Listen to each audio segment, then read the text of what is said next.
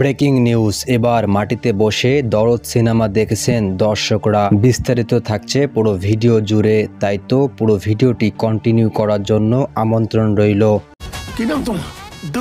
সাম্প্রতি সময়ে সুপারস্টার শাকিব খানের তুফান সিনেমা পবিত্র ঈদুল আজহায় মুক্তি দিয়েছে পরিচালক রায়হান রাফি। এইদিকে পরিচালক অনন্য মামুন পবিত্র ঈদুল আজহায় মুক্তি দিয়েছে দরদ সিনেমার টিজার।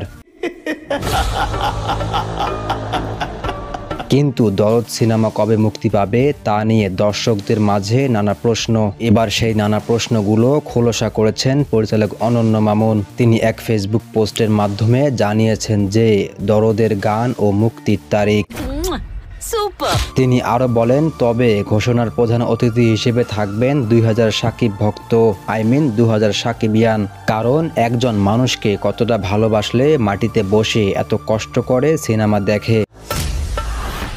পৃথিবীর আর কোনো দেশে এমন উদাহরণ আছে কিনা আমার জানা নেই। তাই তো সাকিবিয়ানরাই আমার প্রধান অতিথি। অন্তরা সিনেমা নালিতাবাড়ি। একজন দর্শক কমেন্ট করেছেন, এটা ভালো উদ্যোগ, কয়েক জেলায় এমন আয়োজন করা উচিত সিনেমা রিলিজ দেওয়ার আগেই। এরপর আরেকজন দর্শক লিখেছেন, ভাই ইনভাইটেশন করার জন্য ধন্যবাদ, তবে খুব দ্রুত দরদ সিনেমার রিলিজের ডেট এবং গান আপলোড করেন।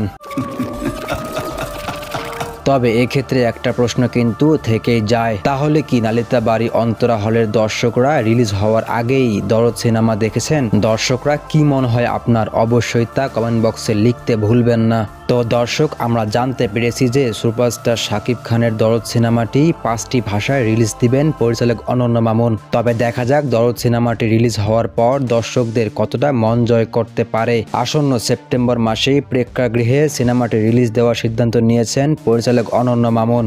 তো দর্শক, কারা কারা খুব বেশি এক্সাইটেড শাকিব খানের দরদ সিনেমাটি দেখার জন্য? অবশ্যই তা কমেন্ট বক্সে লিখতে ভুলবেন না। তো ঠিক আছে, আসেন ভিডিওটি এবারের মতো শেষ করি। দেখা হচ্ছে খুব শীঘ্রই নতুন ভিডিওতে। সে পর্যন্ত ভালো থাকবেন। আল্লাহ হাফেজ।